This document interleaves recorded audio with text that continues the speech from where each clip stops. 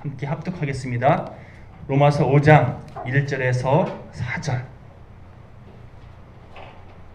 다 찾으신 줄 믿고 우리 1절부터 4절까지 한 목소리로 합독하겠습니다. 시작. 그러므로 우리가 믿음으로 의롭다 하심을 받았으니 우리 주 예수 그리스도로 말미암아 하나님과 화평을 누리자. 또한 그로 말미암아 우리가 믿음으로 서 있는 이 은혜에 들어감을 얻었으며 하나님의 영광을 바라고 즐거워하느니라. 다만 이뿐 아니라 우리가 환난 중에도 즐거워하나니 이는 환난은 인내를, 인내는 연단을, 연단은 소망을 이루는 줄 알미로라. 아멘. 은혜 시리즈 설교 그 세 번째 시간입니다. 은혜는 헬라어로 카리스라는 단어를 사용한다고. 그 의미는 자격 없는 자에게 주시는 하나님의 선물이다 라고 말씀드리지 않았습니까? 다시 말해서 내가 은혜 받을 만한 자격이 있기 때문에 하나님께서 나에게 은혜를 베푸셨다 이게 아니라 우리의 노력 여하에 상관없이 그리고 우리의 자격 여부와 전혀 상관없이 아니 사실 말하자면요 우리들은 오히려 하나님의 은혜를 하나님 앞에 나아갈 자격이 없는 죄된 존재에 불과하지만 그러나 성경이 증거합니다. 제가 로마서 5장 8절 말씀을 공독해 드리겠습니다. 우리가 아직 죄인되었을 때에 그리스도께서 우리를 위하여 죽으심으로 하나님께서 우리에 대한 자기의 사랑을 확증하셨느니라. 무슨 말입니까? 우리의 조건과 상관없이 우리를 사랑하시는 아버지 하나님의 사랑으로 그리스도의 십자가 은혜를 우리에게, 저 여러분들에게 하나님께서 허락하셨다는 겁니다. 다시 말해서 하나님께서 자격 없는 우리들에게 카리스, 은혜를 허락하셨고 이 하나님께서 베푸신 십자가 보혈의 은혜를 의지하면서 우리가 하나님 품에 안기기를 선택하면요 그렇게 믿음으로 하나님 품에 나아가기를 선택하는 인생들 마치 재산을 탕진하고 돌아온 둘째 아들을 아버지가 아무런 조건 없이 아무런 꾸지람 없이 그렇게 사랑으로 품어줬던 것처럼 또 1만 달란트 빚진 종이 내가 어떻게든 갚겠습니다. 눈물로 하소연하니까 그 마음을 표현하는 것을 보고 왕이 그를 측은히 여겨서 그의 빚을 탕감해 주었던 것처럼 우리 하나님께서는요 내가 주께로 지금 가오니 십자가의 보혈로 날 씻어 주소서 간구하고 고백하는 믿음으로 십자가 보혈을 의지하는 모든 인생들을 여러분 구속해 주시겠다고 다시 말해서 구원해 주시고 속량해 주시겠다고 약속해 주셨다. 이게 성경이 우리에게 증거하는 바 아니겠습니까? 이게 신약이잖아요. 새로운 약속. 다른 말로 복음. 이게 복음의 핵심 내용 아닙니까? 여러분 빙산의 일각이라는 얘기 다 들어보셨죠?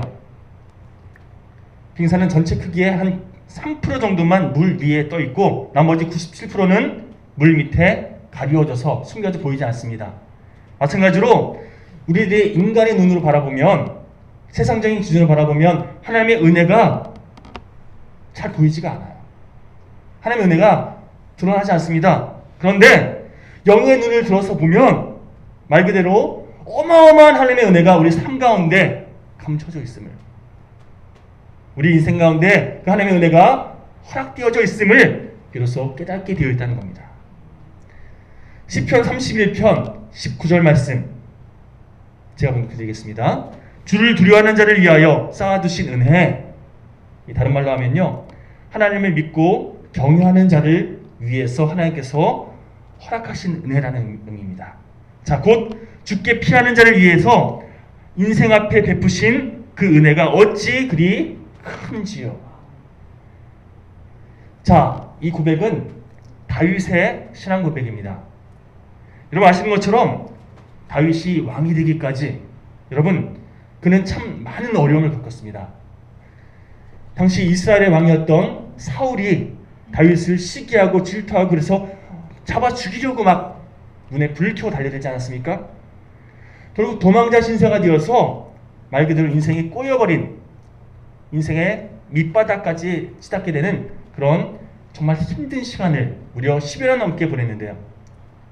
일국의 왕이 막강한 권력으로 온 나라를 이적듯이 그렇게 쫓아다니면서 다윗을 발견하면 신고해라, 그러면 보상하겠다, 이렇게 계속해서 다윗으로 하여금 도망자로 살게끔 만들었으니 얼마나 불안하고 얼마나 억울하고 얼마나 속상한 시간들입니까?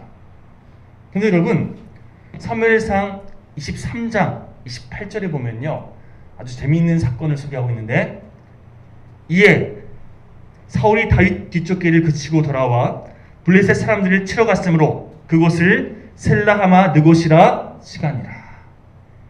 자, 셀라하마 느곳, 이 지명의 뜻은 분리하는 바위라는 뜻이 있습니다. 자, 여기에는 이런 재밌는 비하인드가 있는데요. 어느 날 다윗이 어디에 있다라는 그런 정보를 듣고 사울이 군대를 이끌고 다윗을 잡기 위해서, 다윗을 죽이기 위해서 쫓아갔습니다. 이제 큰 바위산 하나를 앞에 두고 그 바위산만 넘어가면 다윗이 있는 곳에 도착해요. 다윗이 쫓아오는 사울의 기척을 이제 알고 있습니다. 이제 죽었구나 싶은데 마침 갑자기 전령 하나가 막 쫓아오더니만 사울에게 이렇게 외칩니다. 왕이시여, 블레셋 군대가 쳐들어왔습니다. 한시라도 빨리 그쪽 전장으로 빨리 옮기셔야 됩니다. 큰일 났습니다.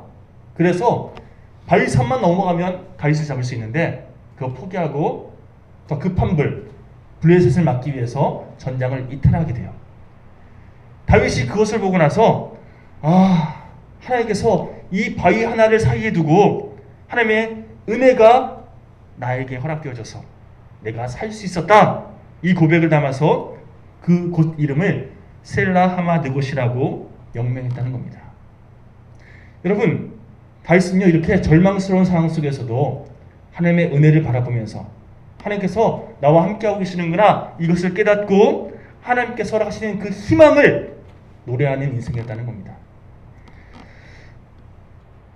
제가 아는 어떤 목사님 가운데 다운 증후군 아시죠? 자녀가 다운 증후군인 목사님이 계십니다. 보통 이렇게 장애를 가지고 태어난 그런 가정에서는요, 아이를 정성껏 잘 키우는 경우도 있지만 왜 나한테 이런 아이가 태어나냐고 막 속상해하고 오히려 아이를 막 안 좋은 눈으로 바라보는, 함부로 대하는 그런 가정도 간혹 있더라고요. 그런데 이 목사님 부부가 이 자녀를 정말 최선을 다해서 잘 키우셨어요. 그리고 이런 고백을 하시더라고요. 하나님께서 이 아이를 누구에게 맡기실까 고민하다가 우리 부부에게 맡겨주신 줄 믿고 우리 부부를 믿어주신 하나님께 감사하면서 잘 키우려고 합니다. 여러분, 이 고백에 더해서 이렇게 더 말씀하시더라고요. 우리 부부는 요즘에 이 녀석 키우면서 진정한 사랑에 대해서 하나님께서 정말 값없이 우리에게 베푸시는 그 사랑에 대해서 배우고 있습니다. 이 또한 하나님의 은혜라는 생각이 듭니다. 라고 고백하시더라고요. 여러분, 그분들이 인격이, 성품이 좋아서 그런 얘기하는 걸까요? 아니요. 그런 차원의 문제가 아니더라는 겁니다. 서울역에서 비민사역 하시는 유종옥 사모님이 쓰신 글 가운데 대진표 바꾸기라는 그런 내용 잠깐 소개해 드리겠습니다. 자, 읽어드릴게요. 요즘 내 삶의 모든 경기에 임하면서 나는 두려움이 없어졌다. 그것은 대진표를 바꾸었기 때문이다. 양치기 소년 다윗 때 골리앗 장군, 누가 보아도 다윗이 진다. 그런데 다윗은 대진표의 이름을 바꾸었다. 하나님 대 골리앗, 누가 보아도 골리앗이 진다. 나는 요즘 내 삶의 대진표를 다시 짜고 있다. 내 이름을 빼고 하나님의 이름을 넣고 있다. 나는 오늘 하루 종일 내 삶을 힘들게 하는 내 모든 문제들과 나 혼자 끙끙 앓으면서 맞섰던 그 자리에 하나님의 이름을 올려놓는 대진표 이름 바꾸기 작업을 한다. 그러면 나에게 맹수처럼 달려오던 그 많은 두려움들이 사라지는 것을 경험하게 된다. 여러분, 바꾸십시오. 여러분 앞에서 여러분들을 힘들게 하는 그 모든 대상에 대해서 여러분의 이름 그 자리에 하나님을 그렇게 채워놓으시기 바랍니다. 왜 연약한 우리 자신을 내세워서 여러분 자꾸만 이를 그르치십니까? 내 안에 계신 예수 그리스도의 이름을 앞세워서 여러분 하나님의 은혜는 언제나 그 문제보다 더 크거든요. 하나님의 크신 능력을 힘입어 결국에는 승리의 기쁨을 만끽하는 저를 모두가 되시기를 간절히 축원합니다. 간절히 바라는 것은 언제나 우리 삶의 대진표 가운데 내 이름을 지우고 그 자리에 하나님의 이름을 예수 그리스도의 보혈의 능력을 대입함으로 앞서 소개해드린 목사님 부부처럼 하나님의 은혜 안에서 예수 그리스도의 그 보혈의 능력을 힘입어서 믿음으로 승리할 줄 아는 저희를 모두 되시기를 다시 한번 간절히 축원드립니다. 그렇다면 지금까지 말씀드린 내용 기반 삼아서 우리 함께 오늘 봉독한 말씀 살펴보려고 하는데요. 로마서 4장까지 바울이 강조하고 있는 내용을 신학적인 용어를 빌어서 한 단어로 정리하면 제가 지난 시간에 말씀드렸죠. 이신칭의라고 써의, 믿으신, 칭할칭, 의로울 의, 믿음으로써 의롭다 칭함을 받는다. 우리가 의로운 존재인데 우리가 잘나서 우리가 잘 살아서가 아니라 믿음으로써 하나님께서 의롭다 칭해 주셨다라는 그런 내용이 로마서 4장까지의 내용입니다. 다시 말해서 여러분 로마서 3장 10절에 보면 의인은 없나니 하나도 없다. 또 로마서 6장 23절에 보면 죄의 시작은 사망이다. 한마디로 성경이 증거하는 바 이 땅에 사는 모든 인생들은요 죽을 수밖에 없는 죄로 인해서 이렇게 사망의 그 음침한 골짜기로 나갈 수밖에 없는 그런 안타까운 존재들이었는데 이렇게 죄의 굴레에서 허우적거리고 있던 그런 모든 인생들을 스스로의 힘으로는 하나님께 나갈 수 없었던 그런 연약한 존재인 우리들을 하나님께서 긍휼하게 여기시고 십자가 보혈을 우리에게 허락하셔서 대속의 그 은혜를 허락하심으로 우리가 예수의 십자가 보혈을 의지하기만 하면 하나님께 나갈 수 있는, 그래서 하나님의 자녀로 살아갈 수 있는 권세를 주셨으니 이게 복음이잖아요. 하나님께서 우리에게 베푸르신 이 십자가 은혜로 말미암아 여러분 죄에서 건진받는, 그래서 주님의 의로 살아갈 수 있는, 주님의 뜻을 이루어갈 수 있는 복된 하나님의 도구요, 하나님의 자녀로 살아갈 수 있는 구원받은 그 기쁨을 누릴 수 있는 그런 우리 모두가 될 수 있도록 이끌어 주셨다는 겁니다. 여러분 계속해서 본문 2절 보시면 함께 봉독해 볼까요? 시작. 또한 그로 말미암아 우리가 믿음으로 서 있는 이 은혜에 들어감을 얻었으며 하나님의 영광을 바라고 즐거워하느니라. 여러분 이 말씀을 원어의 느낌을 살려서 다시금 풀어 설명드리면요, 한마디로 우리가 예수님을 믿음으로 우리의 삶의 영역이 이동했다는 겁니다. 우리가 육신적으로 우리의 삶의 환경이 바뀐 것은 없지만 그러나 영적으로 우리의 영역이 바뀌어졌다는 겁니다. 세상에 속한 인생이 아니라 하나님에 속한 인생, 하나님 나라, 하나님 백성으로서 살아갈 수 있는 그런 인생을 살 수 있게 되었다는 거지요. 죄의 굴레에서 하나님의 은혜가 내리쬐는 영역으로 옮겨지게 되었다는 것입니다. 자, 쉽게 예를 들어드리겠습니다. 수년 전에 탈북자들이 중국에서 탈북하신 그런 분들이 중국에서 다른 나라의 대사관으로 수십 명이 그렇게 담을 넘어 들어간 적이 있습니다. 그때 탈북자들이 넘어가는 걸 보고 중국 공안들이 못 넘어가게 하려고 이렇게 다리를 잡고 막 끌어내리면서 그렇게 대사관을 못 넘어가게 만드는 이 장면이 사진에 올라온 제 기사를 본 적이 있습니다. 필사적으로 그 공안들의 막는 것을 뿌리치면서 대사관을 넘어간 그 이유가 무엇일까요? 똑같이 중국 땅이지만 대사관 담을 넘어가면 거기는 중국 땅이 아니거든요. 본국에서 파송한 그 대사관, 그 지역은 중국의 법이 적용되는 땅이 아니라 그 대사관을 파송한 본국의 주권이 미치는 곳이기 때문에, 그래서 공안들이 그 담만 넘어가면 자신들 어떻게 할 수 없다는 걸 알기 때문에 목숨을 걸고 넘어갔다는 거예요.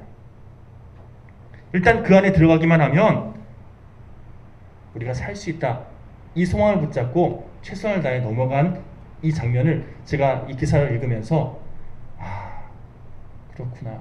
우리가 이 땅을 살면서 하나님의 주권이 임하는 하나님의 품 안에 거하는 그런 인생이 되는 것이 참 중요한데 나는 정말 목숨을 다해서 하나님 품 안에 거하기 위해서 애쓰고 있는가? 우리가 비록 육신을 입고 이 땅을 산다 할지라도 그러나 하나님의 은혜 안에 거하고 있으면 세상에 속한 그런 인생을 살고 있지만 하나님의 백성답게 살 수 있는 그런 영적인 기회를 누릴 수 있다는 것입니다. 여러분, 특별히 은혜의 영역 안에서 우리 삶 가운데 어떤 일이 벌어지는가? 2절 후반부, 2절 말씀 후반부를 다시 한번 주목해 보시기 바랍니다. 우리가 믿음으로 이 은혜에 들어감을 얻었으며 하나님의 영광을 바라고 즐거워하느니라. 우리가 하나님의 은혜 안에 거하게 되면요, 하나님께서 우리에게 무엇을 원하시는지 깨닫게 되고 그것을 즐거워하는 삶을 영위한다는 겁니다. 예전에는 하나님과 상관없이 살았을 때는요, 내가 그것을 기뻐하지도 않았어요. 관심도 없었습니다. 그런데 하나님의 은혜 안에 거하게 되니까요, 하나님께서 기뻐하시는 건 내가 같이 기뻐하는, 같이 즐거워하기를 선택하는 그런 인생을 살아가더라는 겁니다. 예전에 한 집사님께서 예전에 자기는요, 친구들과 아이들 학교 보내고 나서 함께 뭐라 그러죠? 그 아침에 먹는 그런 브런치 모임을 자주 즐기곤 하셨대요. 카페든 아니면 브런치 잘하는 그런 곳에 가서 맛있게 음식을 즐기면서 함께 수다 떨고, 그러고 나서 시간이 좀 되면 찜질방 가서 몸을 잘 풀고, 그렇게 시간 딱 맞춰서 아이들 데려오고, 이 하루가 얼마나 신나게 가든지 매일매일 그 시간을 즐겼다는 겁니다. 그런데 하나님 말씀 가운데, 신앙 가운데 하나님께서 주신 그 은혜에 대해 사모하는 그런 시간을 보내고 나니까 내가 그동안 지냈던 그 시간이 얼마나 의미 없는 시간인지 깨닫게 되었다는 거예요. 그리고 오히려 내가 말씀으로 순종하기 위해서 끊을 것은 끊고 취할 것은 취하는, 그래서 하나님께서 나에게 원하시는 일들에서 믿음으로 선택하는 일들, 이것을 내가 더 소망하게 되었다라고 고백하시더라고요. 여러분, 이 땅에 속한 모든 것들은요, 엄밀히 말해서 영원하지 않습니다. 한마디로 시간이 지나면 없어지고 썩어지고 사라질 것들에 불과합니다. 간혹 유명한 연예인들이 혹은 큰 그룹의 회장님 이런 분이 스스로 목숨을 끊었다라는 그런 뉴스 기사를 본 적이 있습니다. 소위 세상적인 기준으로 보면요, 성공의 반열에 오른 분들입니다. 그런데 세상적으로 많은 것을 가지고 누리고 있다고 하는 그분들이 왜 그렇게 자신의 목숨을 끊는 선택을 한 것일까요?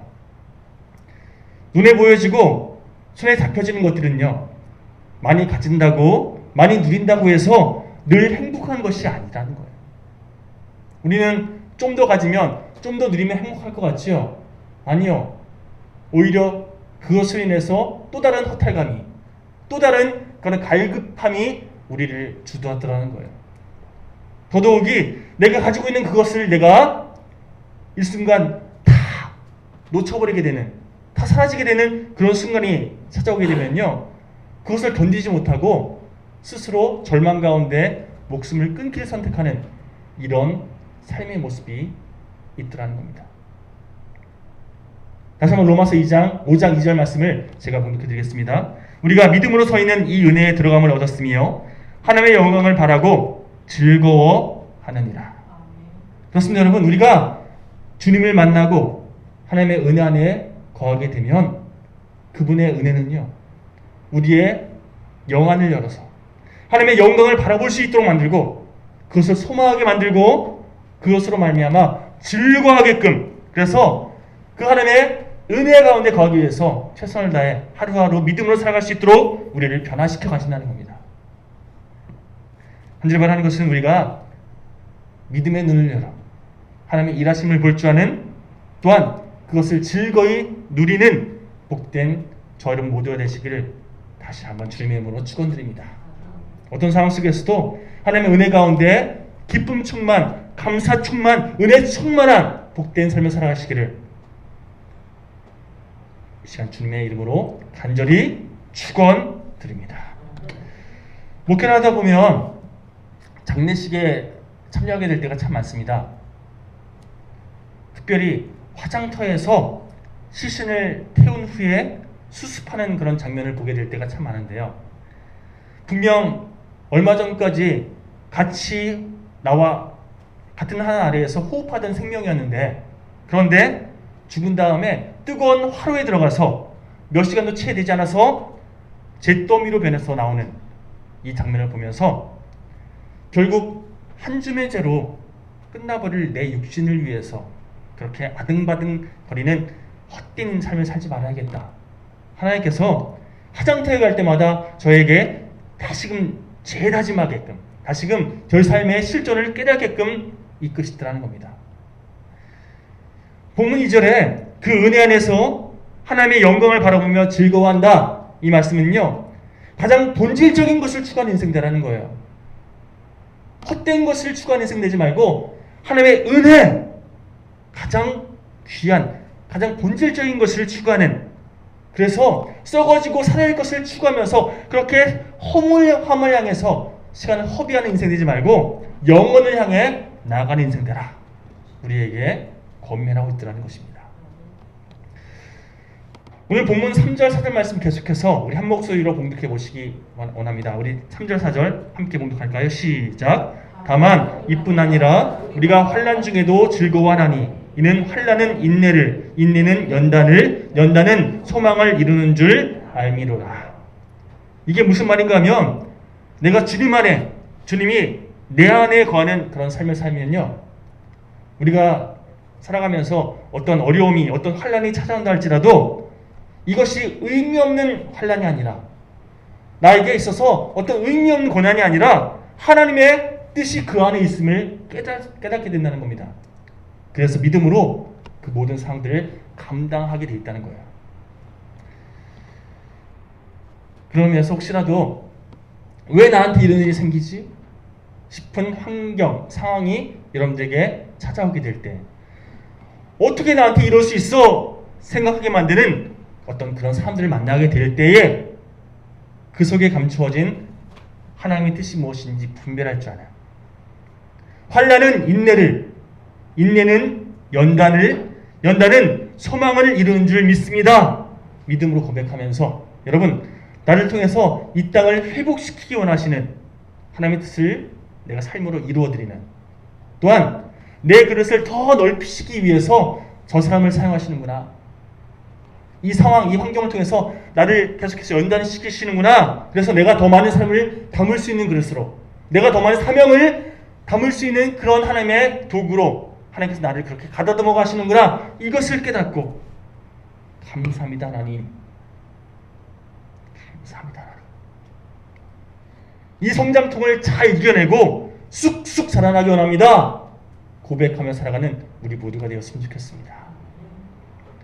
여러분, 몇 개월 전에 제가 야곱에 대해서 말씀 전하면서, 야곱이란 이름의 뜻이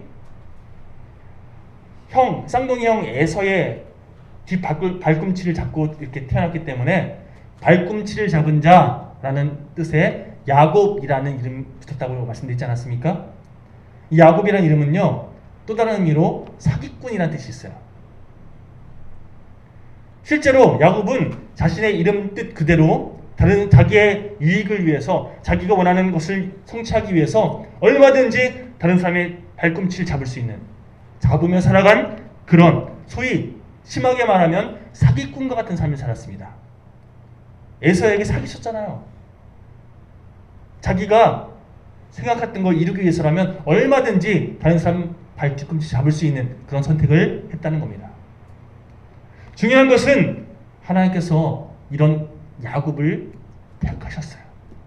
그리고 그 인생 가운데 계속해서 개입하심으로 그를 가다듬어 가셨습니다. 이 사람이 훌륭하기 때문에, 이 사람이 뭔가 대단하기 때문에, 이 사람이 옳은 성품이 좋은 사람이기 때문에 하나님이 사용하시는 게 아니라 하나님께서 사용하시면 사용되어질 만한 인생으로 가다듬어 가시고, 그래서 그 삶의 모습을 통해서 하나님께서 영광 받으신다는 거예요. 야곱이 형의 위협을 피해서 형이 장자권을 그렇게 축복 기도를 중간에 가로챘잖아요. 형이 그것을 알고 야곱을 죽이려 드니까 형의 위협을 피해서 광야를 도망쳤을 때에 하나님께서 돌베개 베고 자던 야곱에게 찾아오셔서 이렇게 말씀하십니다. 내가 너와 함께 있어. 내가 어디로 가든지 너를 지킬 것이다. 그리고 너를 이곳에 다시 돌아오게 할 것이다. 내가 너희가 허락한 것을 다 이루기까지 나는 너를 떠나지 아니할 것이다. 여러분, 보통 우리가 이런 하나님의 음성을, 하나님의 이런 축복을 듣게 되면요, 난 이제 인생 풀렸나 보다. 하나님께서 나와 함께 하신다고 약속하셨으니 나는 잘 된 거야. 잘 될 거야. 이러면서 뭔가 좀 소망을 품고 살지 않겠습니까? 야곱이 그랬을 거예요. 그런데 그 다음 장부터 보면요, 야곱이 어떤 삶을 살았는지, 뭔가 인생이 잘 풀려갔습니까? 뭔가 탄탄대로를 걸었습니까? 아니요. 오히려 삼촌 집에서 사는 동안 한마디로 고생하며 지냅니다.